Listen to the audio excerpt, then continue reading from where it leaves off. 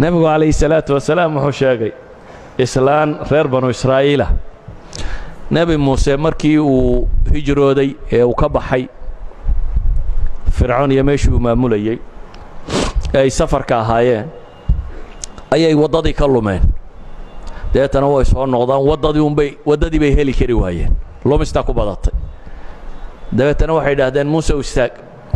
raggii la socdaa waxay idhaahdeen ballan baa jira nebi yuusuf uu reer banu israa'iil ka qaaday oo aynan fulinin waxaynu la lulumaynaa waa ballankii yuusuf baan u malaynaynaa waa maxay buu yidhi waxay dhahay nebi yuusuf wuxuu yidhi reer banu israa'iilow haddaa meeshaa ka baxdaan maydkayga ha kaga tegina iga qaada xabaashayda qodoo iga qaada anigana markaa ballankaasuu naga qaaday bay idhahdeen nebi yuusuf markuu geeriyoonayey marka waxaynu la lumaynaa baan filaynaa ballankii yuusuf baynu khilaafnaye nebi yuusuf aan raadinno yaa garanaya baa la yidhi xabaashii nebi yuusuf waxaa la yidhi habar unbaa wax nooloo imika garanaya hal islaanaba hadhay habartaasaa hadhay habarta igu yeedha buu yidhi habartii baa loo yeedhay habartii baa waxaa la yidhi waxaan rabnaa inaad na tusto buu muuse leeyay meesha xabaashii nebi yuusuf waxay tidhi xukumkayga hallaysiiyo oo waa maxay inaan jannada kugu raaco jannada kula gala bay tidhi nebi muusew waa habar janno doonaysaa haddii aniga intaa haddaan layga rabo aniguna waxaan rabaa maxay jannaan doonaya hankeedu halkaasuu taagan yihi dabeetana xadiidku wuxuu tilmaamayaa muuse arrintu ku yaro weynaatay ilaahay baa u waxyooday muuse waxaa la yidhi xukumkeeda sii islaantaa xukumkeeda sii waad leedahay baa la yidhi ballankaa laguu qaad inaad nebi muuse jannada u raacdid ee tilmaam waxay tidhi nawadiya waxay keentay meel mustanqaca meel biyo fadhiisiyo qurun ah ayay keentay waxay tidhi meesha tan biyaa ka dhura meeshii baa biyaa laga dhuray markii meeshii la engejiyey waxay tidhi halkaa qodo dabeetana meeshii baa la qoday waa laga soo saaray dabeetana safarkii bay bilaabeen taabuutii nebi yuusufna waa qaateen waddadii unbaa ilaahay toobiye uga dhigay markaasiyo reer banu israa'iil sidii bay ku galbadeen oo ilaahay ninkii fircoon ahaa iyo kooxdiisii uu ku dhaafiyey oo uu soo gaadhi waayey nebigu wuxuu leeyahy calayhi salaatu wasalaam ninkii uu yidhi sal ee wuxuu hungurigiisu noqday neef geela iyo 30 adhi ee waxoogaa adhiyo uu maalo ayuu wuxuu leeyahay cajastum an takuunuu midla cajuusi bani israa'iil war ma reer banu israa'iil habartoodii miyaa ka liidataan buu nebigu leeyahy calayhi salaatu wasalaam waa tii saxaabigii yaraayee rabiica ibnu kacb alaslami xadiidkiisa inta badan maqasheen in sha allah waxaan axaadiis sheegay wakhtigoo gaaban baan u soo koobay in sha allah waa wada xasan iyo saxiix si ay culammadu soo naqliyaan rabiica ibnu kacb alaslami saxaabi yar buu ahaa dhallinyaro ah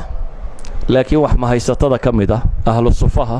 sufadu waa masaajidkii nebiga xagga dambe berandu ku lahaa ay hadhsadaan saxaabada aan guri iyo waxba toona magaalada ku lahayn ee iska baahan ee halkoodaa seexdaan oo hadhsadaan ragga halkaa joogu ka mid ahaa nin dhallinyaraana wuu ahaa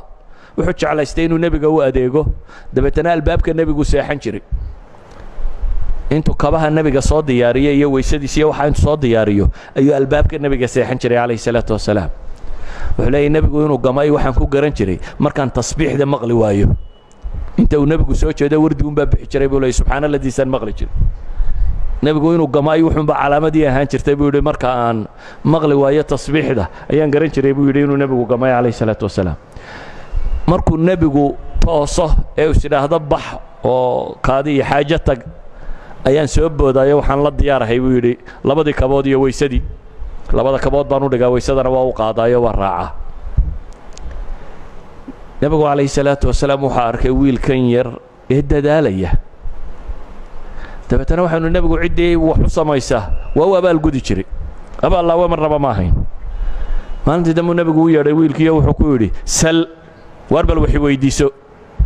maxaad doonaysaa buu ku yidhi maxaan kuu qabtaa waatano aniga waad i caawisaye adna waxaan kuu qabto sheego riwaayadka qaarkood waxay yidhahdeen wuxuu yidhi ilaahay rasuulkiisiiyow aan soo fakero soo tashado wuu tashado wuxuu isiri war nebi maxamed maxaad weydiisataa dabeetana wuxuu yidhi war adduunyo haddaad weydiisato sow barri dhiman maysa adduun muxuu tarayaa waa nin baahanoo masaajidka xaggiisa dambe hurdaan waxba haysanin kaan waxba haysanin ayaa haddana adduun agtiisa wax yar ka yahay wuxuu leeyahay war haddaad waxoogaa xoole adduun nebi maxamed weydiisato adduun muxuu yahay soo berri laga tegi maayo wuu soo noqday wuxuu yidhi waan tashaday ilaahay rasuulkiisiiyo haye maxaad rabtaa wuxuu yidhi waxaan rabaa muraafaqataka fi ljanna jannada inaan saaxiib kugula noqdo adduunka waa anigana waan ku arkaayo waa kaag dhowahaye jannadana inaan kaag dhowaado yacni waa jannada dhulkeeda sare inaan ana tago riwaayadka qaarkood nebigu wuxuu yidhi war yaa kugula soo teliyey tala nin yar ka weyn dee tani tala nin yar ka weyn yaa kula soo teliyey buu ku yidhi wuxuu yidhi cidna adduunkaan arko dee adduunku markaan arkay inaanu wax nafla ahayn ayaan sidhi buhi nebi maxamed ha ka hadhin ee aakhiro jannada xagguu tago in alla ku geeyo weydii awa hayra daalik buu nebigu haddana yidhi waar waxaan taa ahayn may weydiinaysaa jannada ilaahay ba hayee bal wax kaloo waxun may weydiisanaysaa may buu yidhi anugu intaasaan rabaa nebigu calayhi salaatu wasalaam markaasi wuxuu ku yidhi haddaba acinnii على كثرة السجود بل هدبا أدنا يقول الددال ويقول قرقار سجود بدني صلاة دينات بديصه أدنا بالددال أنا إلهي كوبر سبحانه وتعالى يعني هم يقيسو هالكاسو تشوقه إذا أصحاب الهم العالي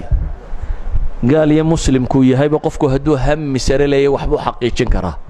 لكن وحل حقيقين يا وحي كوكا لقديسيين مطالبتي يا أهداف تدتكو أي ليه منا هدف يا مطلب دنيوي يبون ليه منا كوكلو ليه